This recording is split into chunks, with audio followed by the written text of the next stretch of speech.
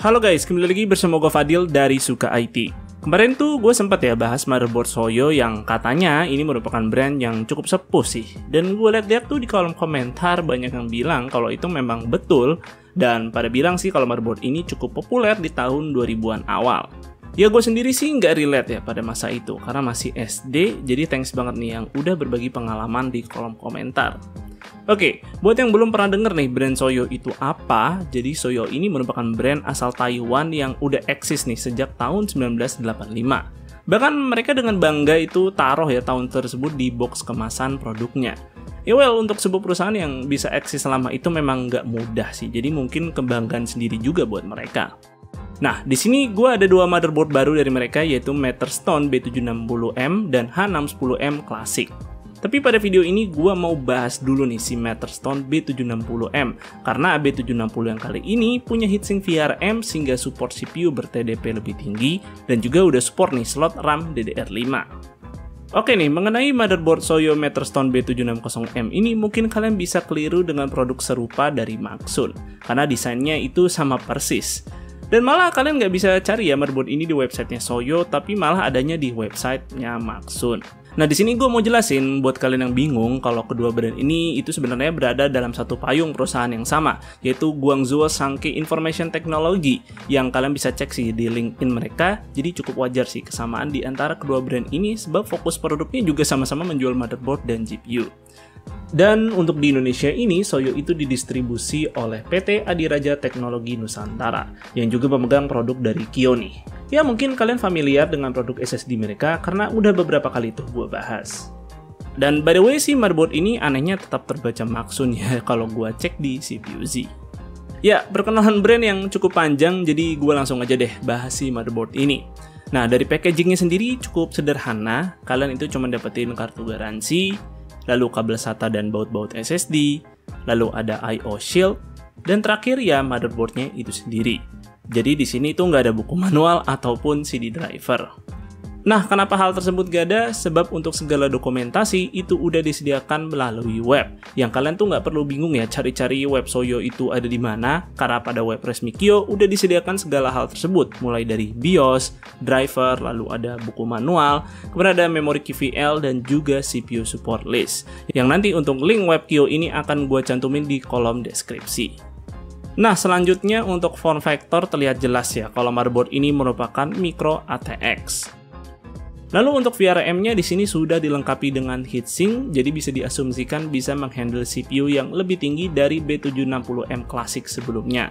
Dan untuk jumlah power phase di sini ada 10 dengan setup 8+1+1 di ARMOS. Nah, yang Soyo klaim sih ini bisa kuat handle ya CPU hingga ber-TDP 200 watt. Ya nanti kita coba lihat nih lebih jauh. Kemudian untuk slot RAM-nya udah support DDR5 hingga 64 GB, yang di atas kertas sih support speed sampai 6400 MHz. Nah, karena di sini cuma ada 2 slot aja, kayaknya kalian perlu pertimbangkan di awal-awal nih untuk menggunakan kapasitas DDR5 yang gede aja sih sekalian. Kemudian untuk slot PCIe di sini ada 3 dengan 1 slot PCIe Gen 4x16, lalu ada 2 slot PCIe Gen 3x4. Yang menurut gue sih ini masih bisa dimanfaatkan ya untuk pasang PCIe expansion buat SSD NVMe. Yang tentu ini menurut gue lebih useful ya karena umumnya motherboard seperti ini ya slot PCIe kedua dan ketiga tuh cuman pakai lane kali 1 aja sih. Oke, selanjutnya untuk slot M.2 di sini ada 3, yaitu 2-nya untuk SSD NVMe Gen 4x4 dan sisanya itu untuk Wi-Fi card. Sebab motherboard ini sih memang belum include integrated Wi-Fi, jadi kalian harus nambah sendiri. Walaupun ada slot untuk M.2 Wi-Fi card, anehnya sih motherboard ini itu nggak nyediain ya soket untuk masang antena Wi-Fi-nya. Mungkin disuruh kali pakai Wi-Fi card buat laptop kali ya. Nah, dengan spek PCIe dan M.2 seperti ini, berarti motherboard ini ya belum support PCIe Gen 5. Kemudian untuk beberapa ekstra, di sini ada LED debug yang terdapat di dekat soket CPU, lalu juga slot RAM, serta slot PCIe kali 16-nya. Menurut gue sih peletakan seperti ini lebih informatif dan kita tuh langsung tahu ya hardware apa yang lagi bermasalah nih kalau lagi kenapa-kenapa. Nah, kemudian untuk motherboard ini juga ada tombol clear CMOS-nya. In case nih kalian itu habis otak-atik BIOS dan berujung PC-nya nggak booting, ya tinggal tekan tombol ini aja supaya balikin BIOS-nya ke posisi default. Lalu terakhir untuk kelengkapan I/O port, motherboard ini sih bisa dibilang ya sekedar cukup aja sih. Cuman sayangnya aja di sini masih ada port display VGA yang udah jadul sih menurut gue. Dan malah di sini nggak disediain nih port USB Type-C yang gue rasa sih udah cukup wajib ya di tahun 2023 ini. Oke, kemudian kita lanjut nih ke tampilan BIOS. Di sini terlihat cukup sederhana dan simpel sih. Tapi sayangnya di sini belum ada menu BIOS Easy Mode untuk ya bisa mempermudah setting-setting sih. Dan di sini tuh langsung aja semua dijabarin melalui menunya.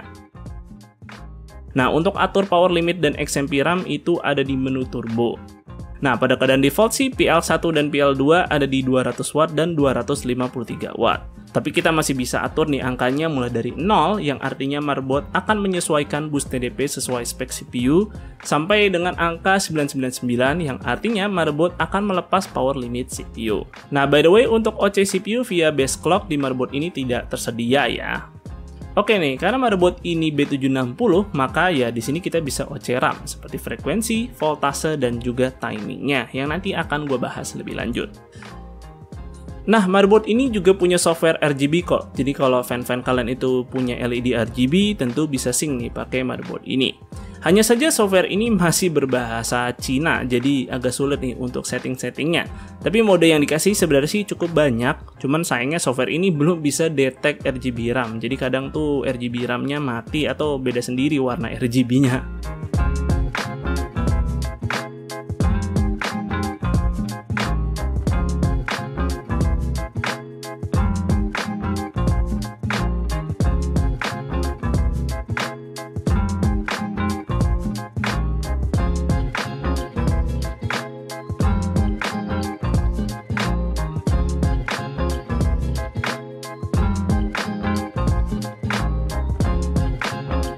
Oke, sekarang gue akan tes motherboard ini menggunakan CPU Core i5 13600KF pada berbagai power limit.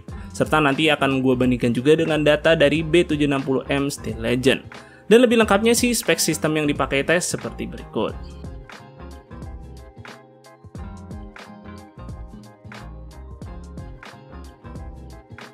Oke, dimulai dari posisi default. Bisa dilihat sesuai PL1 dan PL2-nya, pada detik-detik awal tuh si 13600KF bisa burst ke 230 watt lebih. Lalu lama-lama dia akan sustain di 200 watt.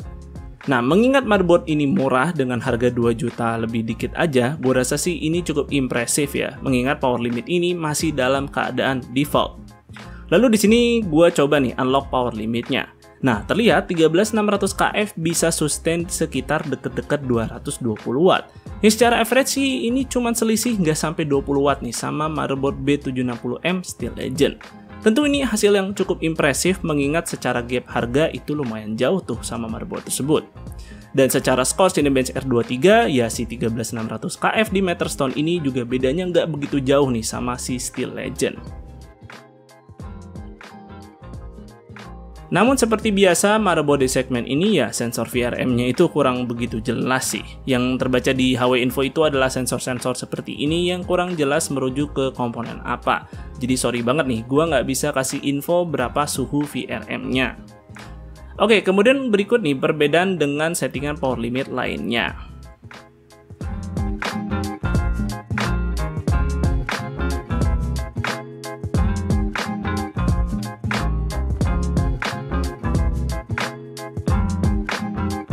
Terakhir, gue pun coba nih spontan aja OC RAM pada motherboard ini menggunakan RAM milik Team Group Elite Plus.